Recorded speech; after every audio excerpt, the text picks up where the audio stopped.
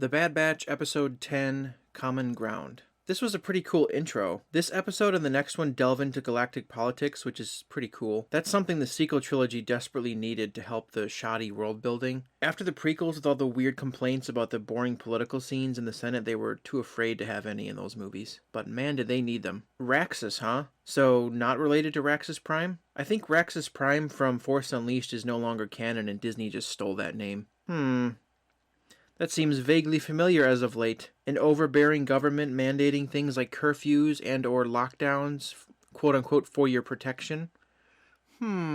This was an absolutely Chad move on this guy's part, but realistically, who would do this with that many armed troopers behind you? He must have balls of steel, or platinum. It is absolutely caked in irony that Disney is willing to portray dictatorial regimes like this in a kids show that look a lot like a certain country that Disney constantly panders to and makes movies for and does this exact thing to its own citizens. Smells like some severe hypocrisy, old mousy boy. No wonder Disney Plus is banned there. People might take cues from this show about rebellion, and Disney's biggest market can't risk losing their biggest captive audience. Apparently they sell a real version of this at Disney World, and at this point, this is starting to feel like an ad. They keep showing them eating this stuff. All the time. Why not? Didn't you just witness the Republic turn on you and become the Empire? You're running from them right now. Shouldn't this have changed your perspective? Like, hey, maybe the Separatists had the right idea being all independent. Because centrality clearly didn't work out for you and the Republic. Why didn't you have this attitude toward Omega this whole time? You've already taken her to several planets, quote, swarming with Imperials. Then why still work for her if you don't trust her? How many times are we gonna do this? This line is obviously just for the audience, because of course they would all know this. Also, it's kind of weird that they haven't been here, considering it was the former home of the Separatist government. They never had any missions there to try and take out the Separatists at the heart of their operation. Maybe it was before their time or something, I don't know. I'm not sure how new of clones they are. They could have been made at the beginning or towards the end of the war. I wonder if we'll ever see the switch over from V-Wings to X-Wings at some point in this show.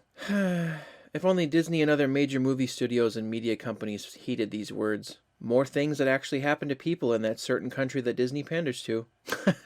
And that is exactly Disney's and most of the West's response while they rake in their cash. What in the world? Physically assaulting and abusing your own customers?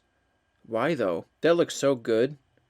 And so different to anything we've seen so far in Star Wars. Closest thing to this is probably Theed from Phantom Menace. Yet another example of Disney contradicting themselves regarding how droids work. Since this show is a Filoni joint, he correctly recognizes that droids only do what they're programmed to do. And yet, in the Solo movie, that awful character L3 has free will, despite droids never having had that. Why can't Tech just hack it from here? He's done stuff like this plenty of times before. Take their armor, take their armor, take their armor. Pull a Han and Luke and dress up as clones to get in. Just leave your armor in the bushes and come back for it later. Seems like a much better plan. Oh, come on, why didn't you do that? It would have made this so much easier. Then you could have pulled this Avi Singh guy into a room and told him who you really were and have him play along and escort him out of there. But then, of course, we wouldn't get this upcoming action scene that's about to happen. So they had to contrive a different way for them to get their action scene. Just turn off all their cameras. I do like this moment where Hunter forgets Omega isn't even with them right now, because he's so used to her being there with them. Once again, they could have taken their armor here, too. My immediate thought was, I wonder if Thrawn gave him that. You know, since he's fond of art pieces like that.